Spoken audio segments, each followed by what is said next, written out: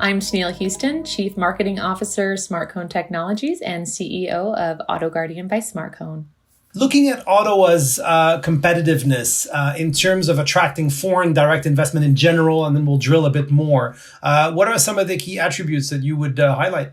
I would say that Ottawa has a lot to offer, especially when it comes to technology and its regional development sites. Luckily, we've been a part of a lot of initiatives that include Invest Ottawa, 5 different regional development sites for autonomous vehicle and sensor testing across multiple climates and multiple zones. So I think those different technology hubs paired with Area X.0, which is the largest autonomous vehicle connected test track within North America, I think that really puts Ottawa at the forefront.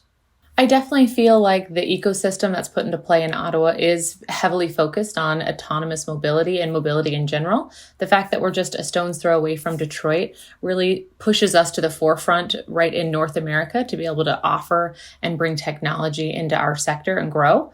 And with amazing programs that companies like OCE have to offer and give to SMEs, it really helps to drive that business forward and help us to grow in that segment. And I guess it's for all these reasons that SmartCone chose to establish in Ottawa. I mean, it's a competitive environment out there. There are many other options in Canada or elsewhere. SmartCone was established right here in Canada in 2015, and we've definitely stayed local, in part to the support that we've been given from the Canadian government and various programs.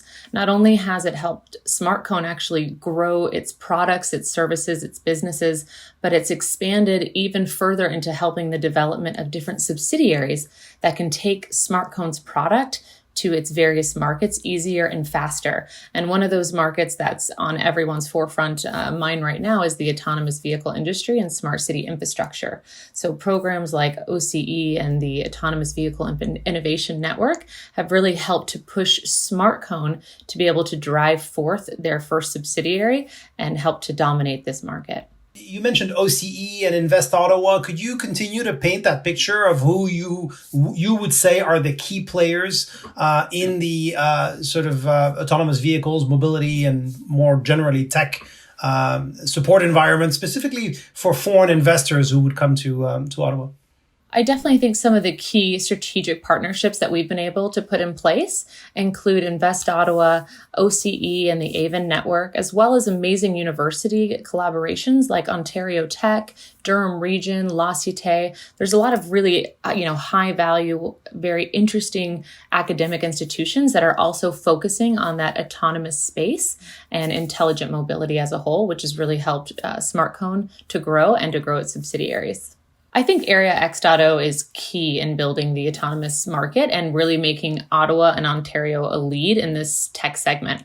It's one of the largest testing beds of its kind in all of North America, which says a lot right now. I've had a lot of involvement, and they've been really supportive of us and other SMEs to help, understand our sensor technology, deploy it in real world situations. And then they always include us in these pilot projects that they have that even take it to the next level. So as I mentioned most recently, the autonomous vehicle pilot that happened in Tunis Pasture, they came to us to deploy AutoGuardian's smart city autonomous vehicle solution, which helps to, interact with vulnerable road users and alert them to oncoming shuttles, and just to help further advance our technology in real world deployments. And I think that that's really something that we're missing, and the collaboration there. They have both large scale partners like Nokia and Microsoft Azure and all these amazing players, all the way down to, SME, local companies, and they all work together in this ecosystem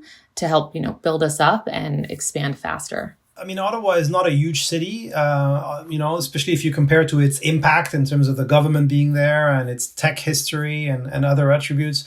I guess there is good collaboration. I mean, it's quite easy, notwithstanding COVID, to communicate and to meet with various stakeholders in the city. I would definitely say that within Ottawa, it's a close-knit community, and a lot of the projects that we've worked on over the past year interconnect with very similar people. So it's really funny to show up to a conference or even a trade show that's online and maybe takes place in the US and see many familiar faces. So most recently, there was a conference for connected and autonomous vehicles, and they had a really cool networking piece where it was like speed dating, and all of a sudden somebody would show up on the screen. And I would say that 80% of the people that showed up on the screen, I had already known or made a connection with. So it's really interesting how everyone's kind of understanding and involved in all the technology that happens here in Ottawa, which also helps word of mouth and scalability faster, I think, than other cities. I would say that when you involve yourself in a project, if you ever have questions, it seems to be very easy to connect with someone that you know will know the answers, or someone that you know can connect you with somebody. Most recently, we were involved in an Area X.0 autonomous vehicle shuttle pilot where they did a survey. So, a simple email, and all of a sudden we have, answers to survey questions and help getting the vehicle in and across the border over times of COVID and everything like that. So a lot of support. What about talent? Often when we talk about technology, we might skip over talent, but you do need the human beings to have the idea to develop the technologies, and particularly in the current environment, which is obviously weird, and where we don't have the same flows of immigrants, of students. What has been your experience actually as an organization recruiting in the Ottawa region? And what do you think perhaps could be done more of or better to continue, managing that talent pool? I definitely say that we've been lucky. We've actually been able to increase our staff over this past year during this, crazy time. And we've brought on 3 people so far, and including somebody in mechanical design, a software specialist that focuses in artificial intelligence. So we've really been able to bring on some key personnel, and those people have all been kind of groomed in this local region and attended amazing universities, and they're able to bring real world experience that they were able to get at the university itself, to be able to just hit the ground running. So I think maybe we can focus on some kind of creation of a talent pool, a tech talent pool that maybe remains in one location, Invest Ottawa or something like that, where they can really kind of have an easily accessible space for everyone to go to have pre-vetted tech specialties. I think that would be something that would be really amazing. Just because when you're busy, especially when you're an SME, the last thing you have time to do is post on 5 different job sites, and then review all these resumes and everything like that to bring a qualified person into the company. Tenille, can you highlight some of the supports or incentives or programs that you think, whether federal or provincial, by the way, or even municipal, that have helped your business or are helping other businesses to grow and to develop their activity in the region? We've got a lot of support from government grants, NRC, IRAP.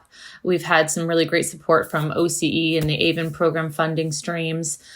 We really have, I feel like, been really lucky in that everyone is starting to understand SmartCone, and the Trade Commissioner Service has been absolutely amazing in connecting us with different companies throughout North America and within Europe as well.